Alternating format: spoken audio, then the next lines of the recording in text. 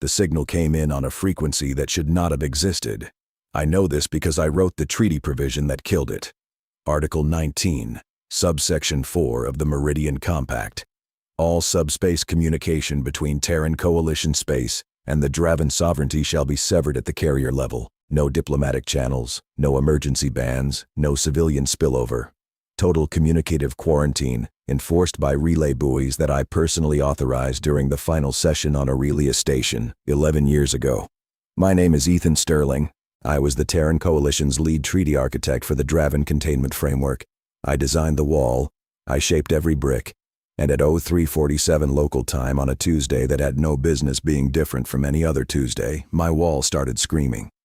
I was in my office on Castellan Station, 3 jumps from the Meridian border, reviewing agricultural tariff amendments, because that is what treaty architects do when their treaties hold. The interesting work ends. The tedious work begins. And you learn to love the tedium because tedium means the killing stopped. The sound came through my personal terminal, not the station's communication array, not through fleet channels, through my terminal, using an encryption key I had designed exclusively for treaty verification handshakes, a key that only existed inside the Compact's monitoring infrastructure and was never meant to carry voice. But it carried a voice. Draven, male, old, speaking a dialect I barely recognized from the negotiation years deep provincial, not the polished diplomatic register I'd spent 3 years arguing across tables with. The words were, "Whoever built this wall, whoever hears this, we are dying. Not a war, not a weapon, we are simply dying. 60 million in the first wave. The organs fail, the blood thins, the young go first." Then silence, then static, then the verification key recycled itself and the channel collapsed. I sat in my chair for 90 seconds without moving. The tariff amendments glowed on my secondary screen. My coffee was still warm. 60 million. The young go first. I pulled the signal architecture apart over the next 2 hours. The Draven hadn't hacked anything. They had used the treaty's own monitoring buoys as a relay chain, feeding a compressed voice packet through the integrity check protocol. It was, technically, the most elegant piece of communication engineering I had ever seen, and it had been built by someone who understood the Meridian Compact's internal structure well enough to turn my wall into a telephone. Which meant someone on their side had studied Article 19 the way I had written it. Not to break it, to speak through it. I should have reported this to Fleet Command immediately. That was the protocol. Any Draven contact, however delivered, was a Compact violation to be logged, assessed, and escalated through the Joint Monitoring Commission. Instead, I pulled the biometric data buried in the signal's metadata because Draven voice transmissions always carry somatic markers. It's an involuntary feature of their laryngeal structure. And I ran it against every medical database I could access without triggering an audit flag. The somatic markers were wrong. Not wrong like deception. Wrong like the body producing the sound was failing at a systemic level. Organ resonance frequencies that should have been stable were decaying across multiple octaves simultaneously. The voice wasn't lying about dying. The voice was demonstrating dying. I had 40 minutes before the signal's existence would appear in the automated monitoring log that went to the Joint Commission. 40 minutes to decide whether to be a treaty architect or something else. I copied the signal. I encrypted the copy. I filed the monitoring log accurately and completely. I want that understood. I never falsified a record. And then I walked to Deck 7 and knocked on the door of the one person on Castellan Station who could help me understand what I was holding. Commander Kyle Brannick had been Castellan Station's chief medical officer for 6 years, and in that time he had developed a reputation for 2 things: an almost pathological commitment to diagnostic precision and a complete unwillingness to involve himself in anything political. He opened his door in a medical tunic with soup on it and looked at me the way he always looked at anyone who arrived before 0600. "No," he said, "I haven't asked anything yet. You're holding a data chip at 5 in the morning and you look like someone walked over your grave. No. Kyle, I need you to listen to something. Is it a medical matter? It might be the largest medical matter in the sector." He stared at me for 4 seconds, then stepped aside. His quarters smelled like lentils and recycled air. There were anatomical models on every flat surface, not human ones. Draven, Corveth, Selessi. Kyle had done xenobiology residencies with 3 species before the compact shut the borders. He was one of maybe 200 humans alive who had hands-on clinical experience with Dreven physiology. I played the signal. He listened without expression. Then I showed him the somatic data. Kyle sat down on his bunk and was quiet for a long time. "This isn't a weapon signature," he said. "No. This is endogenous. Whatever is happening to this individual, it's happening from the inside. Systemic organ cascade. The vascular markers suggest the blood itself is losing cohesion at the molecular level." He looked up at me. "Ethan, if this is real, if this is representative and not one sick person," he said 60 million in the first wave, "then this is a species-level event. This is their biology turning off. Can you tell what's causing it? From a voice recording? No. I can tell you it's not infectious. In the classical sense, there's no immune response markers, no inflammatory signature. It looks more like a genetic clock, like something in their genome was always going to do this, and it's doing it now. A genetic clock. Some species have them, programmed obsolescence at the population level. It's theoretical in most literature, but the Dreven have a peculiar genome, heavily engineered at some ancient point. Their deep ancestry isn't natural. Somebody designed them, or they designed themselves a long time ago. And designed things have expiration architectures. I sat with that. 60 million dead. The young going first. A species engineered so long ago that the engineering had become indistinguishable from nature, and now the engineering was collapsing. "Is it treatable?" I asked. "Theoretically, maybe. If you had access to their medical infrastructure, their genomic databases, their population health records, and enough time to map the failure cascade before it went terminal." He paused. "But you would need to be there, on their worlds, inside their systems, with a medical team that understood xenogenomics at a level that maybe doesn't exist yet. Could you do it?" "I could try. With the right team, with access, with time. Could I promise anything? No." He leaned forward. "Ethan, why are you in my quarters at 5 in the morning asking me hypotheticals about a species we are legally forbidden from contacting?" "Because in 31 minutes, the Joint Commission is going to receive an automated log showing that a Dreven voice transmission penetrated the Meridian Compact's monitoring infrastructure, and within 6 hours that log will reach Fleet Admiral Stokes, and Fleet Admiral Stokes will classify it as a provocation, a technical violation, or an intelligence operation. He will not classify it as a dying species asking for help. And you want to get there first. I want to give someone in the chain of command a reason to read the data before they read the politics." Kyle rubbed his face with both hands. "You're asking me to stake my career on a voice recording from the other side of the most heavily enforced quarantine in human history. I'm asking you to look at the numbers and tell me what you see. I already told you what I see. I see a species-level genetic collapse, and I see 2 men in a room who can't do anything about it without breaking the single most important treaty humanity has signed in 50 years. He stood up. "The compact exists because the Dreven killed 42,000 humans at Caldera Point. They burned a colony, women, children, infrastructure, everything. And we spent 3 years building the wall that made sure it never happened again. You built it, Ethan. That wall is your legacy. I know what my legacy is. Then you know what happens if you try to punch a hole in it." I did know. The compact wasn't just a border agreement. It was the political architecture that held the Terran coalition together. 14 member worlds had signed on specifically because the compact guaranteed that the Dreven threat was contained. 3 of those worlds had joined only because of the compact. Undermining it didn't just risk a border. It risked the coalition itself. And our allies. The Corveth Alignment, the Selessi Confederation, the Turai Collective, they had all endorsed the compact as the cornerstone of regional stability. Breaking it wouldn't just anger them, it would terrify them. Because if humanity broke its own treaty to help its own enemy, then no treaty with humanity meant anything. The galaxy would tremble. Not from the Dreven dying, from us choosing to save them. 31 minutes, I said. Kyle looked at his anatomical models. He picked up the Dreven one, a detailed cardiovascular system, hand-painted from his residency years. He turned it in his hands.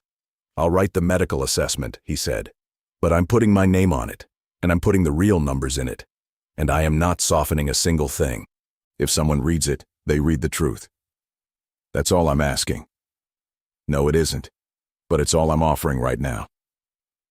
Kyle's assessment reached Fleet Admiral George Stokes within 4 hours. The Joint Commission's automated report arrived simultaneously, and at 1100 I received a summons to the Admiral's office that was worded with the kind of precise courtesy that means you are already in trouble. Stokes was 63, career fleet, and built like a man who had been physically large once and had since been compressed by decades of decisions into something denser and harder. He had been at Caldera Point. Not command level, he'd been a lieutenant on the destroyer Harkin, which pulled burning evacuees out of atmosphere while Dreven warships fired into the civilian shelters. He had carried a 9-year-old boy whose legs were gone, and the boy had died in his arms on the flight deck. I knew this because everyone knew this. Stokes never talked about it. He didn't have to. It preceded him into every room. Sit down, Ethan. I sat. I've read Brannock's report. It's thorough. The science appears sound. He placed his hands flat on the desk. And it is completely irrelevant. Admiral, the Draven sovereignty committed an act of war against a civilian target, 42,000 people. The compact exists to ensure that the species capable of that act is permanently separated from the species it burned. I did not build that wall, you did, and I have spent 11 years making sure no one on either side puts a scratch on it. Are you now telling me you want to open a door? I'm telling you that a genetic collapse is killing their population, starting with children, and that we may be the only species with the xenogenomic capability to intervene. And I'm telling you that the compact has 18 signatory parties, that the coalition's internal cohesion depends on it, that 3 member worlds will trigger secession clauses if we unilaterally break containment, that the Corveth will read it as treaty betrayal, that the Celesi will demand renegotiation of every standing agreement, that the Turai will withdraw from the Joint Defense Framework. He leaned forward. You are not proposing a rescue mission, Ethan. You are proposing the dismantlement of 30 years of post-war architecture. I am proposing that we don't watch a species die when we could have helped. Caldera Point, he said quietly. I know. Say it. Caldera Point. 42,311 of them under the age of 10. I know the number because I counted. I counted them on the memorial wall in Geneva, and I counted every name, and I stood there for 6 hours. His voice didn't rise.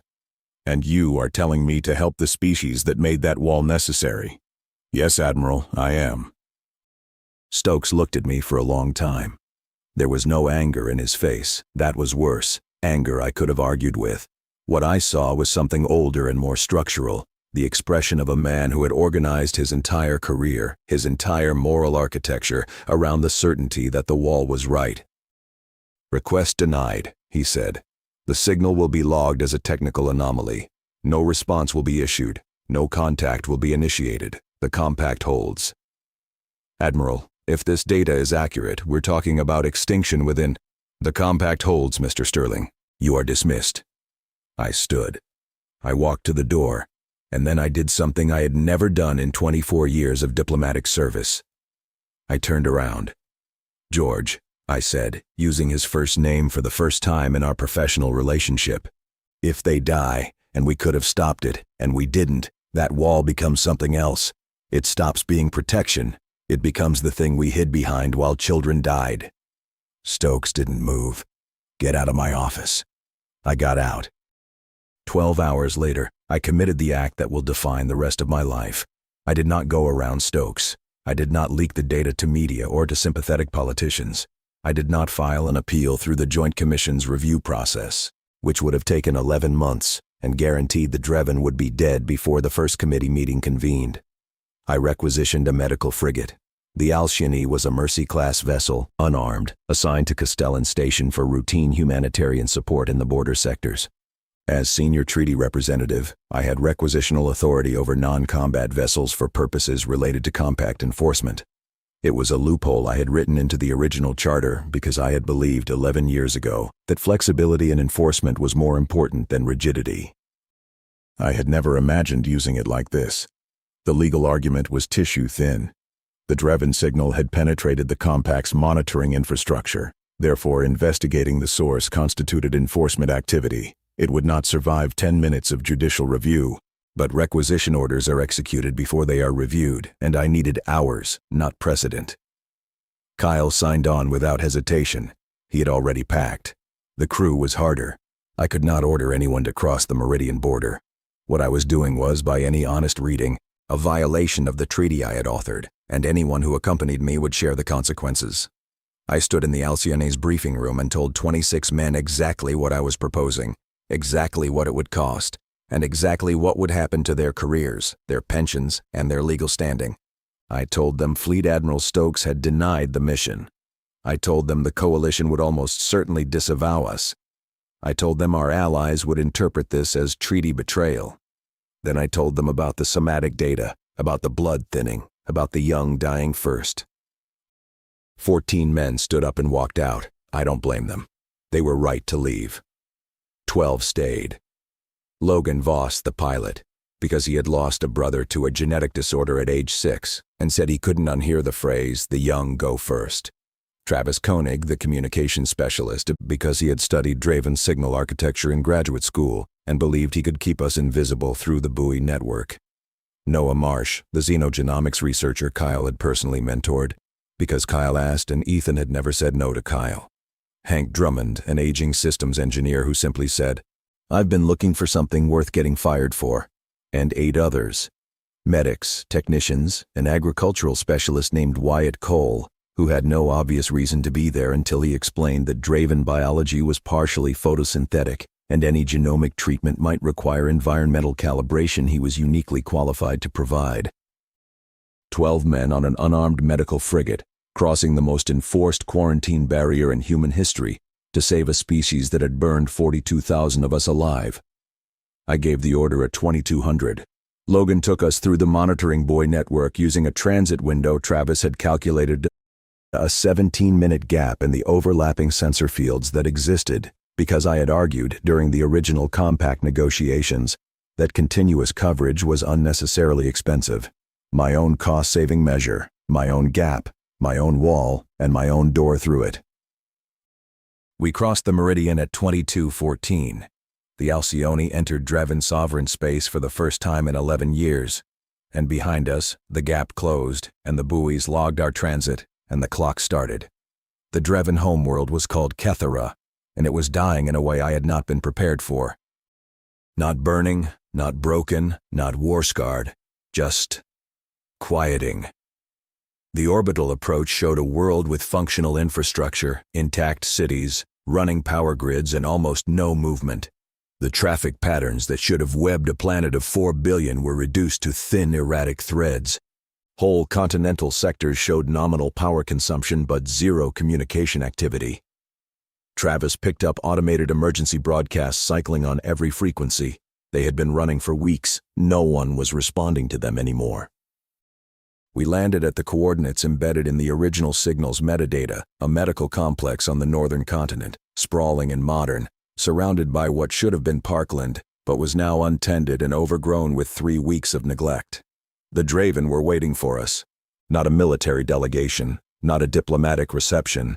7 medical personnel standing in a landing field, and the oldest among them a physician named Korath Ven, who turned out to be the one who had sent the signal through. My wall looked at our ship and simply closed his eyes for a moment.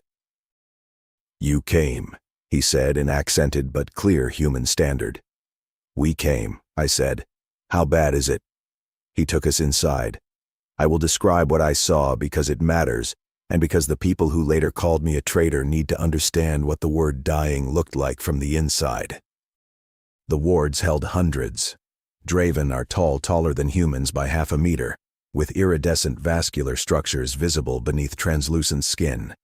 In health, their circulatory system pulses with bioluminescent color. In the wards, the color was gone. They lay in beds with skin the color of wet ash, and the monitors showed cardiovascular function declining in real time, not crashing, not seizing, just slowly, steadily losing coherence, like a symphony where one instrument after another goes out of tune and then falls silent. And the children's ward. I am a treaty architect. I work with language. I shape clauses. I am not a medic, not a soldier, not a man built for what I saw in the children's ward. They were small and gray, and their bioluminescence was flickering, not gone but intermittent, like a candle in a draft. And Korath Ven walked me between the rows and said, "This is the third generation. The first wave took 60 million in 11 days. We are past 200 million now. The models say we reach terminal population collapse in 90 days. Kyle was already working. He had pulled Noah into the nearest functional lab, and within an hour, they were deep in Dreven genomic databases, cross-referencing the failure cascade against human xenogenomic models. The Draven medical staff, what remained of them, cooperated with a kind of desperate professionalism that I recognized from human disaster response, the focus that comes when panic is no longer affordable. I stood in the children's ward and watched a Dreven boy, maybe 4 years old in equivalent terms, reach for a monitoring device beside his bed with fingers that couldn't close properly. His father sat beside him. The father's skin was gray too. The father looked at me. He knew what I was. He knew what species I was. And the expression on his face was not gratitude or hostility or hope. It was simply, "You are here, and that is one more variable in a collapsing equation, and I will take any variable I can get." Caldera Point had killed 42,000 humans. The Dreven had done that. This man's government had ordered it. This man's species had executed it. And this man's son was dying in a bed that smelled like antiseptic and fading bioluminescence. And I was the only human in the room, and the boy's fingers couldn't close. I am telling you this because later, when the coalition called me a traitor, when 3 member worlds triggered secession protocols, when the Corveth ambassador said I had rendered humanity's word meaningless, I needed you to understand what was in front of me when I decided not to leave. Kyle's initial assessment took 48 hours. During that time, 3 things happened that changed the shape of everything. First, Kyle identified the mechanism. The Dreven genome contained what he called a senescence cascade, an ancient engineered sequence that triggered systemic cellular degradation when certain population density and genetic diversity thresholds were crossed simultaneously. It had been dormant for millennia. Something in the Dreven's recent demographic history, possibly the post-war population contraction, possibly the genetic bottleneck caused by the compact's isolation, had tripped it. Their own quarantine had helped activate the thing that was killing them. My wall, my treaty, my containment architecture had contributed to the demographic conditions that woke the cascade. I sat with that for a very long time. Second, Travis intercepted a Terran fleet transmission. Admiral Stokes had declared the Alcyone's transit a rogue action. We were officially disavowed. The coalition had announced a formal investigation, and 3 member worlds, Callisto, New Brisbane, and Harkin's Landing, which was named after Stokes's ship, had invoked compact enforcement clauses demanding military interdiction of any human vessel in Dreven space. They were sending a ship, not a medical frigate, a destroyer. The Resolute, commanded by a man named Robert Kane, whose orders were to escort us out of Dreven space by any means necessary. We had approximately 72 hours before the Resolute arrived. Third, and this is the one that nearly broke us, Korath Ven told me about the Dreven military. "You must understand," he said, sitting across from me in a conference room that had probably hosted staff meetings about cafeteria schedules before the plague turned it into a crisis center. "Our military is not unified in its response to your presence. General Drivok commands the Home Defense Fleet. He has argued publicly, loudly, that your arrival is a pretext for invasion, that the plague was engineered by your species, that you are here to finish what Caldera Point started, only through biology instead of weapons. That's insane. It is insane. It is also politically powerful. Drevok controls 40% of our remaining military capacity. He has ordered his ships to maintain a defensive posture around Kethara. He has not yet fired on your vessel because you are unarmed, but he has made it clear that any additional human ships entering Dreven space will be treated as hostile." "There's a destroyer coming," I said. "The Resolute. 72 hours. Korath went very still. "If a human warship enters our space while Drevok's fleet is in defensive posture, I know. Your destroyer will fire on his fleet, or his fleet will fire on your destroyer, and either way, I know, Korath. Then you have 72 hours to do something no one has done in 11 years. Convince your own people and mine that we should be in the same room. 72 hours. A genetic plague killing millions. A human destroyer inbound. A Dreven general convinced we were the enemy. A coalition fracturing behind us. And 12 men on an unarmed frigate with a xenogenomics lab and an agricultural specialist. I want to tell you I had a plan. I want to tell you I saw the path and walked it with clarity.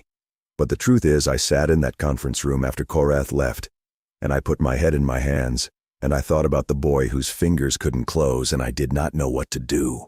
Hank Drummond found me like that. He sat down across from me and said nothing for a while. You know what's funny? He finally said. I've been getting fired my whole career for doing things that made sense too early. Told the Vega Station Review Board their coolant system would fail in 3 years. They fired me.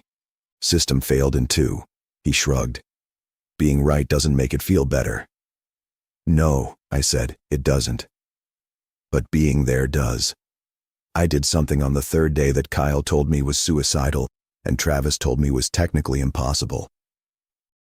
I asked Korath Ven to open a direct communication channel to General Drevak.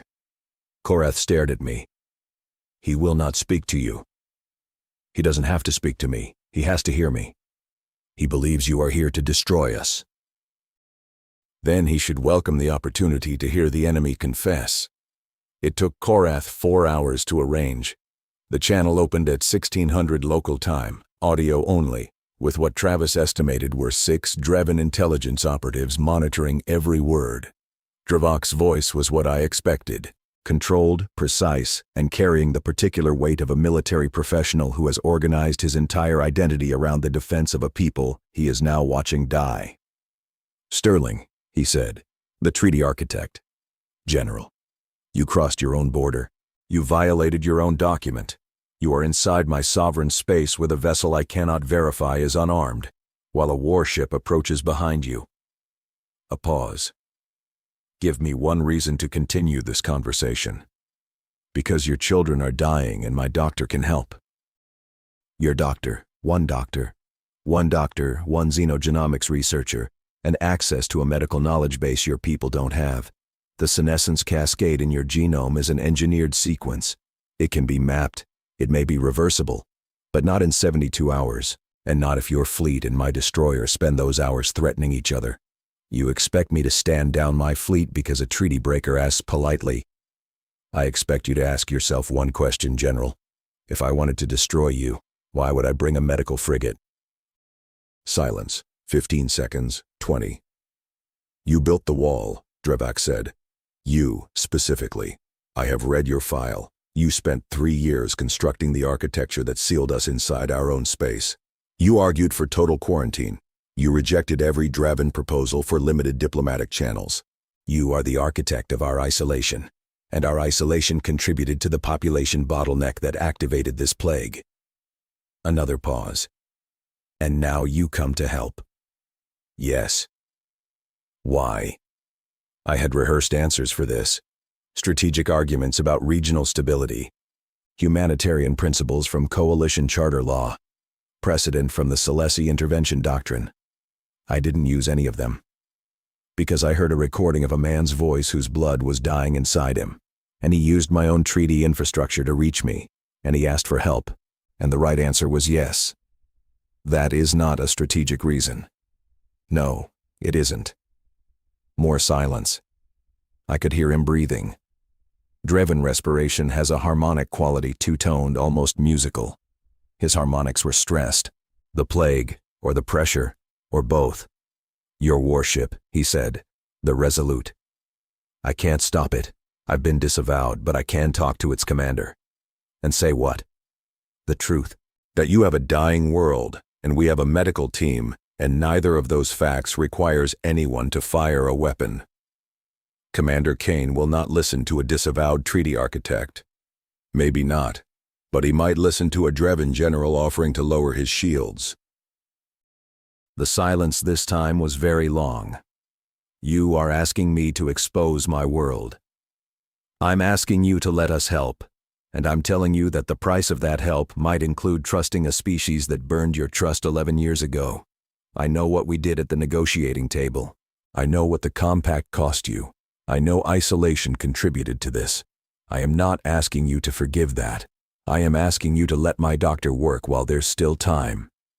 Dravok ended the transmission without responding. I sat in the communications room and Travis looked at me and said, "That went, don't. About how I expected." Dravok's response came not as a transmission, but as a movement.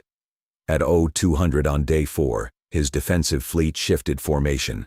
Not a stand-down. Travis was very clear about that. The ships remained armed, remained crewed, remained at combat readiness. But they opened a corridor. A single transit lane from the system's edge to Kethara's orbital approach, wide enough for one vessel. An invitation shaped like a dare. "He's telling Kane he can come in," Logan said, reading the formation data. "One ship, unarmed approach. If the Resolute enters weapons hot, the corridor collapses and it becomes a shooting gallery. And if Kane enters weapons cold, then a human destroyer is sitting inside a Drevan defensive formation with its pants down. Dravok would have a hostage. Or a guest." Logan looked at me. "You're betting a lot on vocabulary." "I'm betting on the fact that Dravok is watching his people die and he's running out of reasons to say no." I transmitted everything to the Resolute: Kyle's medical data, the somatic recordings, the senescence cascade analysis, Noah's preliminary mapping of the engineered sequence, the ward reports, the population projections, the children's bioluminescence readings, flickering like candles in a draft. And then I transmitted something I had no authority to transmit: a personal message to Commander Robert Kane, whose service record I had pulled from the Alcione's database and read 3 times. Kane had been born on a farming colony, studied agricultural engineering before switching to fleet command. He had a son who was 7 years old. I knew this because his personnel file listed a dependent, and the dependent's age was current as of the last update.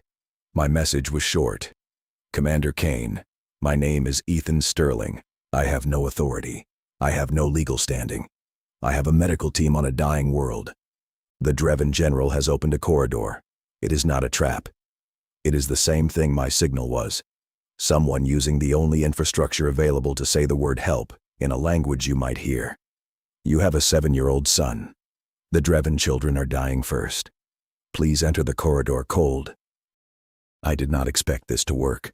It was a desperate, clumsy appeal from a disavowed diplomat to an active duty commander whose orders explicitly required him to pull me out by force. It was unprofessional.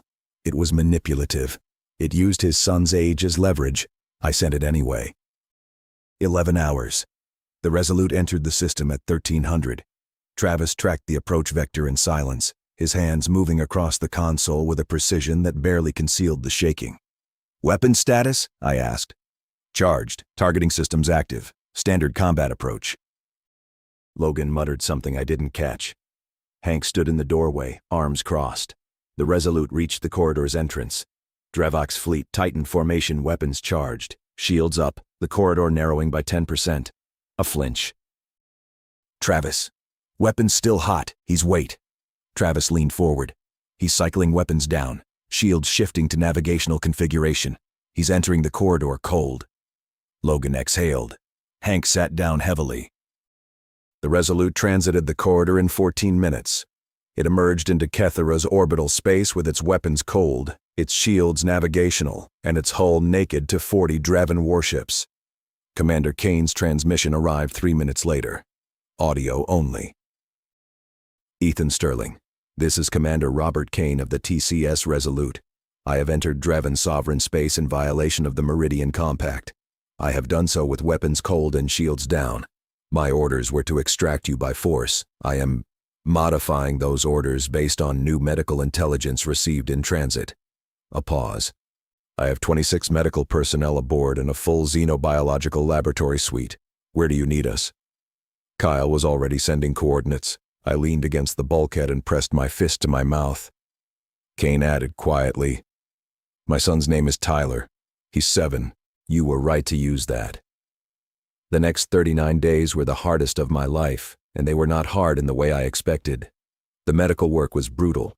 Kyle and Noah and Kane's team worked in overlapping shifts that blurred into a single continuous effort, mapping the senescence cascade gene by gene, testing interventions that failed more often than they succeeded, losing patients every day while the population numbers continued their terrible, steady decline. But the hardest part was not the science, it was what happened behind us. The coalition fractured, not cracked fractured. Callisto triggered its secession clause on day 6. New Brisbane followed on day 9. Harkin's Landing on day 12. 3 member worlds gone, their departure eroding the political infrastructure that made the coalition functional. The Corvette ambassador issued a formal condemnation, calling our action a unilateral repudiation of the treaty framework upon which all interspecies trust depends.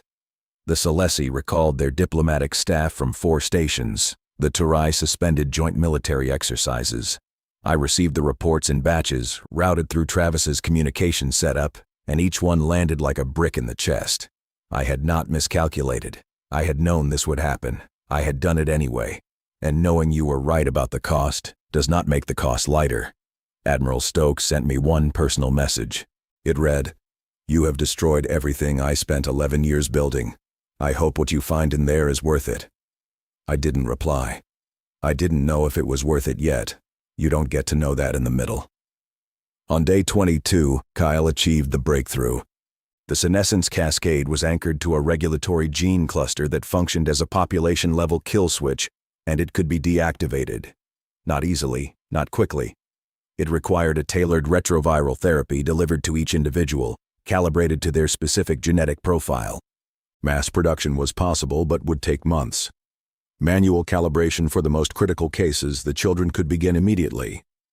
The first successful treatment was administered to a Dreven boy, age 4 equivalent, on day 23. I was not in the room. I was in the communications center, managing the cascading political disaster behind us. But Kyle sent me a single image, the boy's vascular system, photographed through his translucent skin, showing a faint but steady bioluminescent pulse. The light was coming back. I sat with that image for a long time, and I thought about Caldera Point, about the memorial wall in Geneva, about the 42,000 names, about the 9-year-old boy who died in George Stokes's arms. I thought about the Draven boy whose light was coming back. And I understood, in a way I could not have understood before I stood in both rooms, that these two things would never cancel each other, that saving Dreven children did not balance the ledger for human children, that the boy in Kyle's photograph and the boy in Stokes's arms existed in the same moral universe, and neither one made the other less real. There was no calculus. There was only the next bed, the next child, the next calibration. You saved who was in front of you because they were in front of you, and you carried the dead who were behind you because they were behind you, and neither weight made the other lighter. Drevak came to the surface on day 31. I had not expected this. He had maintained orbital position for the entire operation, his fleet forming an increasingly uncomfortable coexistence with the Resolute. Communication had been functional but minimal logistics, supply coordination, medical data transfer. Nothing personal. He landed at the medical complex in a shuttle that bore visible scoring from some engagement I didn't know about, and walked into the children's ward with a bearing that I recognized from military professionals who are barely holding themselves together. Chin up, shoulders locked, eyes ahead, everything controlled except the thing that controls everything. He walked the rows. He stopped at beds. He spoke to the medical staff his own, and ours with a formality that slowly, bed by bed, eroded. I found him standing at the bed of a boy who was recovering bioluminescence returning, vascular metrics stabilizing, and the boy was asleep. Drevak was watching the light pulse beneath the boy's skin. "My intelligence service tells me your coalition is collapsing," he said without looking at me. "Parts of it. 3 member worlds have seceded. Your allies have condemned you. Your admiral wants you arrested." He turned to face me. "You have destroyed your career, your political infrastructure, and your species' credibility as a treaty partner. For us. For a dying species that asked for help. We didn't ask for help. One old doctor used your monitoring system as a telephone. That's what asking for help looks like when you've been sealed inside a wall for 11 years. Drevak looked back at the sleeping boy. "I spent my career preparing to fight you. My entire strategic framework was built around the assumption that humanity was the primary existential threat to the Dreven people. Everything I trained for, everything I built, every war game I ran, humans were the enemy. I know. And then you came here in an unarmed medical ship and your doctor saved my nephew's son. I hadn't known the boy was connected to Drevuk. The general stood there, looking at the sleeping child, and his two-toned breathing hitched once and then steadied. I owe you a debt I am not equipped to name, he said. My training has no vocabulary for this. My strategic framework has no category for an enemy who breaks his own wall because he heard a voice dying on the other side.